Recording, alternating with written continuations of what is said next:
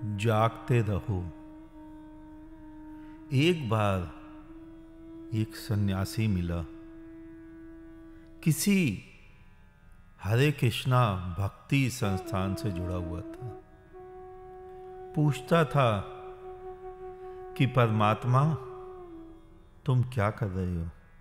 कौन सा धर्म सिखा रहे हो तुम? कौन सा कर्म समझा रहे हो तुम लोगों को हिंदू मुस्लिम से हटाकर किस ओर ले जाना चाह रहे हो? मैंने कहा, मैं तो कुछ भी नहीं कर रहा हूं। मैं तुम्हारे भेड़ों को आजाद कर रहा हूं। तुम भेड़े बनाए जा रहे हो और मैं उनको खोलता जा रहा हूं। वो तो मेरा कुछ भी काम नहीं है। और काम दरअसल कुम्हार का काम है मेरा। कुम्हार माटी के घड़े बनाता है, मैं कुम्हार का काम करता हूं। तुम लोगों को हिंदू मुस्लिम बनाते हो, मैं वहां से भेड़े खोलता हूं। मैं लोगों को धार्मिक बनाता हूं, वापस भेज देता हूं अपने अपने संसार में, अपने अपने घर। और तुमने मेरी वेबसाइट पर देखा भी होगा लिखा हुआ, तू जाग जा और तू भाग जा। तेरा मेरा क्या संबंध? तू मेरे पास बार बार क्यों आ रहा है? अगर तुम्हें कोई कॉलेज डिग्री दे देता है तो क्या तुम बार बार उसी कॉलेज जाते हो? नहीं। तुम कहते हो डिग्री मिल गई, अब उस डिग्री से हम संसार में नौकरी करेंगे, व्यापार करेंगे, बिजनेस करेंगे, अपना काम धंधा चलाएंगे, अपना परिवार पालेंगे और खुद पूरा जीवन चैन से जिएंगे। बस मैं कुम्हार का काम कर रहा हूं, मैं तुम्हें धार्मिक बना रहा हूं। तुम आओ, सुनो, धार्मिक बनो और जाओ, फिर पुनः लौट के मत आना। और अगर तुम भी इस काबिल बन जाओ कि तुम भी दुनिया में लोगों को वास्तविकता में धार्मिक बना पाओ तो तुम भी बनाओ। बस इतना सा ही तो कृत्य है मेरा। और मैं क्या कर रहा हूं, मैं तुम्हें क्या समझा रहा हूं या धार्मिक कैसे बना रहा हूं, अगर उसको देख रहे हो, अगर उसके बारे में पूछ रहे हो, तो उसका उत्तर यह है, मैं एक हाथ से तुम्हारे सारे पाखंड तोड़ रहा हूं और दूसरे हाथ से तुम्हारा नव निर्माण कर रहा हूं, ताकि मनुष्य एक उन्नत मनुष्य बने, एक चेतनावान बने, ना कि डबरे का हिंदू, डबरे का मुसलमान, सिख, ईसाई, बौद्ध, जैन सभी तो डबरे में कैद हो गए। सभी की अपनी समझ, अपना बोध कहीं विलीन हो गया। ध्यान से देखना, इन पुराने खंडरों को कब तक कोई जीवित मनुष्य ढो सकता है? एक दिन तो ये खंडर टूटेंगे ही टूटेंगे, गिरेंगे ही गिरेंगे। मैं नहीं तो कोई और बुद्ध आएगा, वो इनको तोड़ देगा। हिस्ट्री में परिवर्तन हमेशा से ही होता आया है और होता ही रहेगा। अगर परिवर्तन ना हो तो वो चीज सड़ जाएगी। गंगा बहे जा रही है, पवित्र है, और गंगा बहनी बंद हो जाए तो गंगा में स्नान करना भी लोग बंद कर देंगे। वो गंगा एक तालाब हो जाएगी। तालाब क्यों सड़ता है और नदियां क्यों पवित्र रहती हैं, शीतल रहती हैं, सुगंधित रहती हैं, निर्मलता रहती है? क्योंकि नदियां बह जा रही हैं। वो जो बहना है, वो जो चलना है, वो जो जीवन का गतिमान होना है, वही तो उसमें जीवंतता पैदा करता है। और धर्म के नाम पर यही मैं कर रहा हूं। मैं तुम्हें जीवंतता सिखा रहा हूं, मैं तुम्हें गतिमान बना रहा हूं। तुम्हारे धर्मों ने तुम्हें डबरे में कैद किया, मैं तुम्हें उससे आजाद कर रहा हूं। पुराने डबरे हमेशा ही खंडित होते रहते हैं, खंडित होते आए हैं और खंडित होते रहेंगे। सड़ान उनमें पहले भी थी डबरे बनने के बाद और आज भी है। इसीलिए मैं कहता हूं आज पुनः समीक्षा की घड़ी है। जिन्होंने शास्त्र रचे थे वो ऋषि थे, बुद्धिमान लोग होंगे। उस समय के अनुसार उन्होंने जो भी कुछ लिखा होगा उस समय के अनुसार ठीक होगा। सारा नहीं, 90% तो तुम्हारे शास्त्र भी कूड़ा है।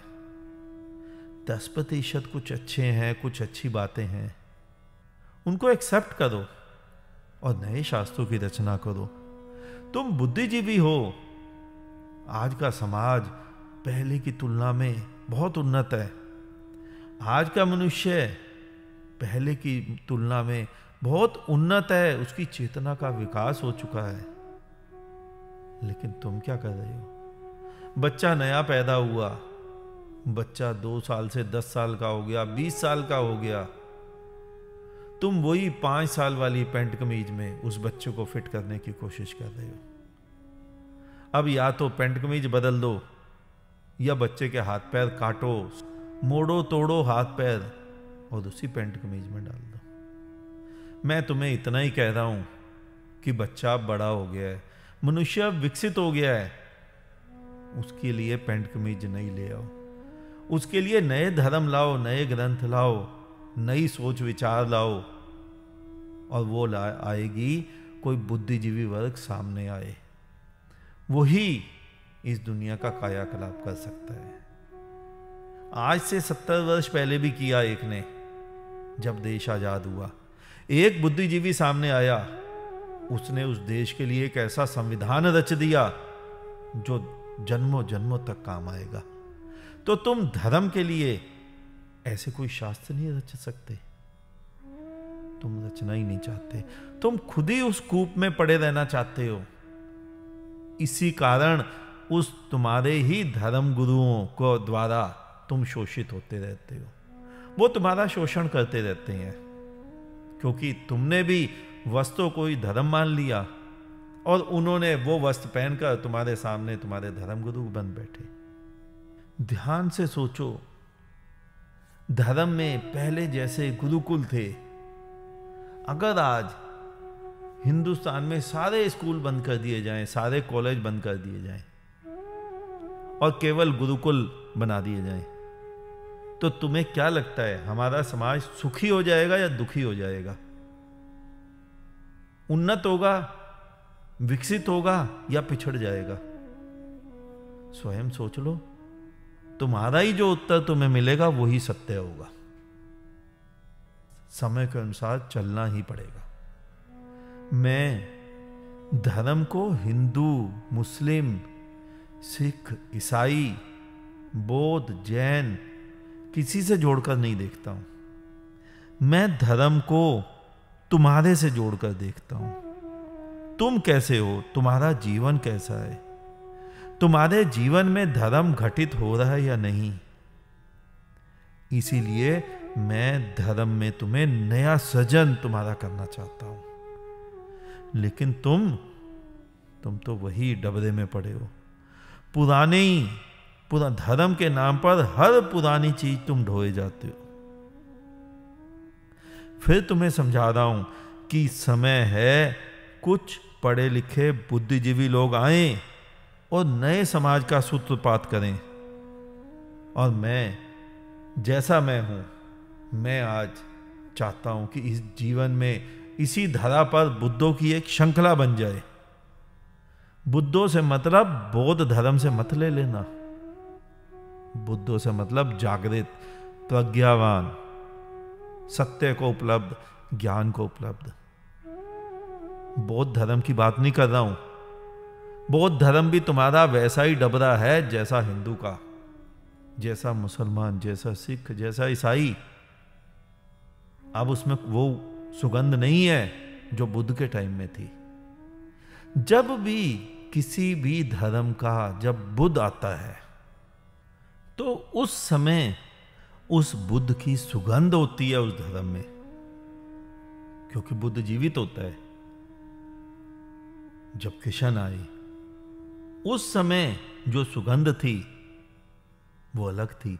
जब बुद्ध आए, महावीर आए, नानक आए, मोहम्मद आए, जीसस आए, उस समय सुगंध थी क्योंकि बुद्ध जीवित था, बुद्ध विद्यमान था उस समय। उस समय ये डबरे नहीं थे, उस समय गंगा बह रही थी, रोज नए नए सूत्रपात हो रहे थे, रोज नई नई क्रांतियां घट रही थी लोगों के बीच में। लेकिन बुद्ध के जाने के बाद फिर तो तुम वही करते हो, सभी धर्मों में एक बराबर।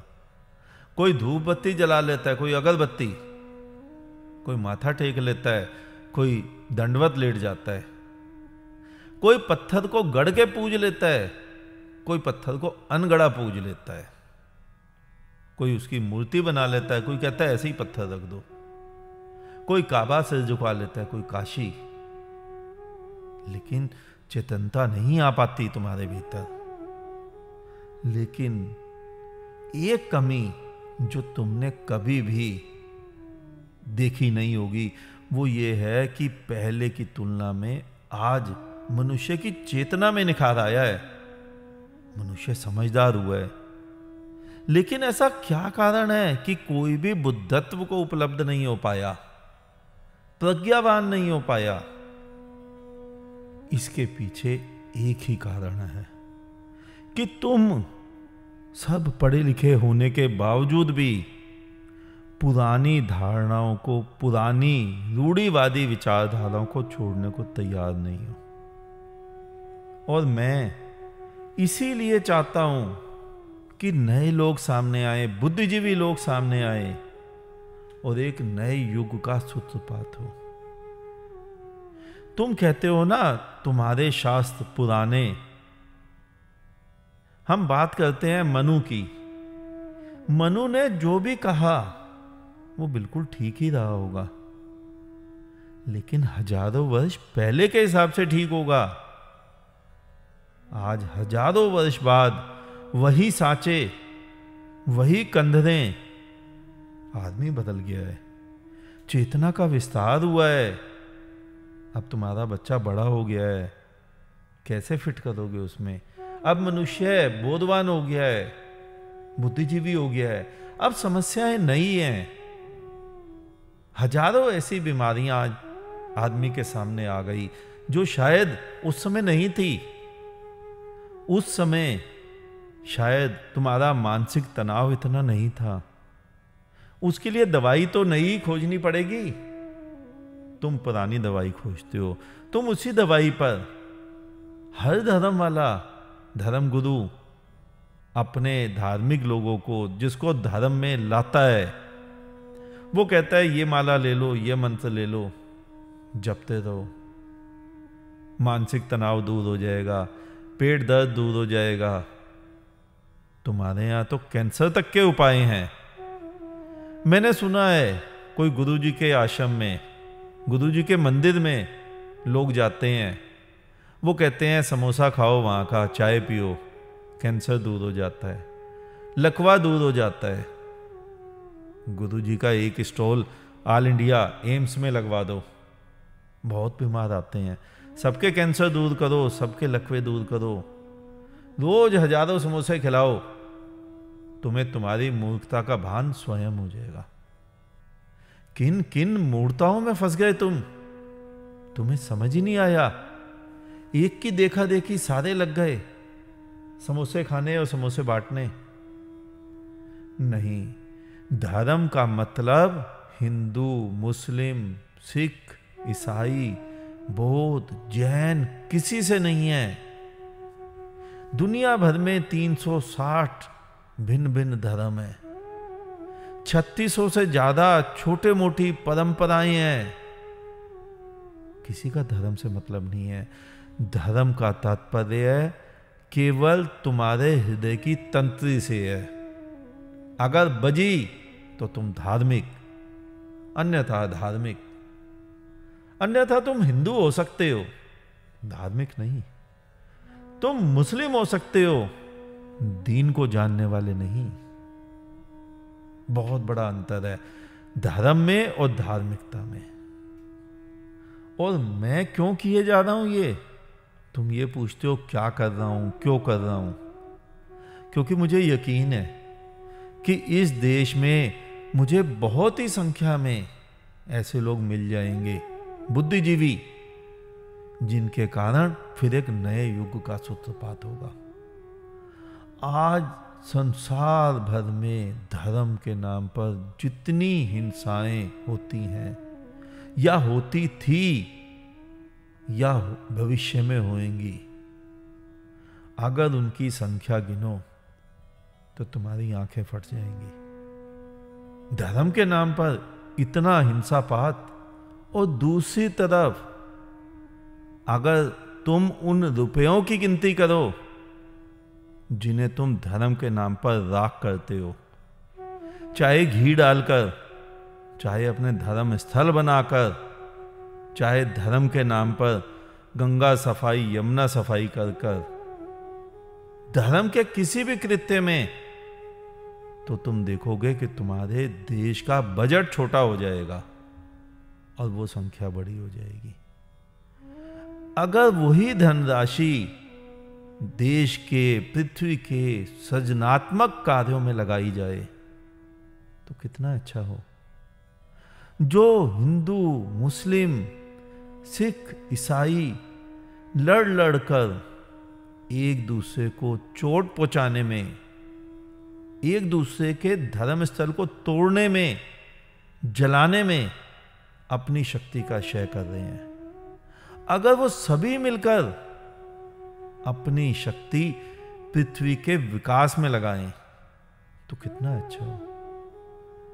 सोचो, अगर एक वर्ष तुम्हारे सारे धर्मों का बजट धर्म संस्थानों से हटाकर देश में लगा दिया जाए, तो ध्यान से देखो देश कहां पहुंचे।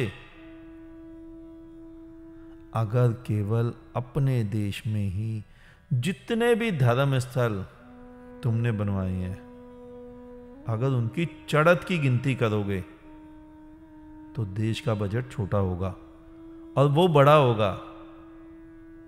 इसीलिए मैं चाहता हूं कि नया बुद्धिजीवी जो आज विद्यमान है, वो बुद्धों की जगत में एक नए युग का नव निर्माण करे, जहां असंख्य बुद्ध, नानक, महावीर, कबीर, मोहम्मद जैसे प्रेमी असंख्य घूमे।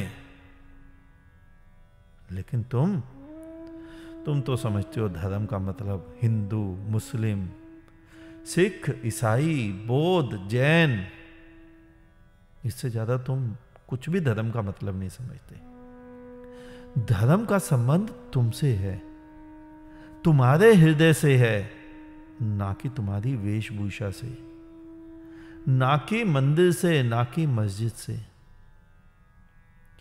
तुम आज मानो या ना मानो, आज नहीं तो कल, नहीं तो किसी और दिन, आखिर एक ना एक दिन तुम्हें मानना पड़ेगा कि महात्माओं के नाम पर जितने लोग देश में मुफ्त खा रहे हैं, अगर वो भी कोई ना कोई कार्य करें तो देश तरक्की करेगा। और कम से कम ये फायदा तो जरूर होगा कि सामान्य जनता को, उन लोगों को जिनको धर्म के बारे में नहीं पता, धर्म के नाम पर गुमराह करने का जो गोरख धंधा चल रहा है, वो समाप्त हो जाएगा। बस इसीलिए मैं एक हाथ से तुम्हारा पुराना सारा खंडर तोड़ता जाता हूं, सफाई करता जाता हूं, और दूसरे हाथ से तुम्हारा नवनिर्माण करता जाता हूं।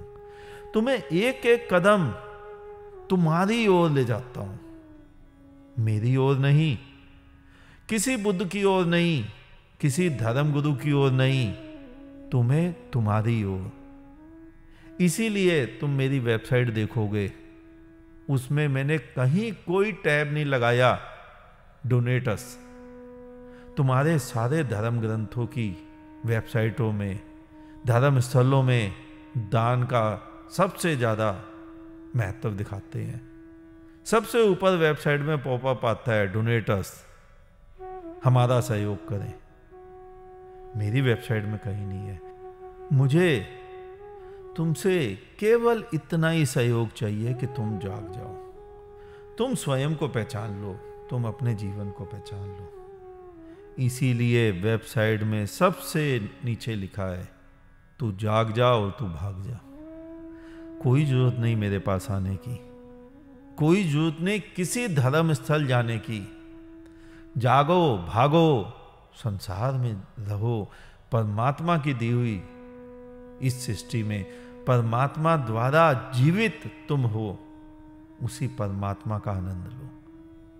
कुछ नहीं चाहिए तुम्हें, किसी की आवश्यकता नहीं है, तुम्हें तुम्हारी आवश्यकता है।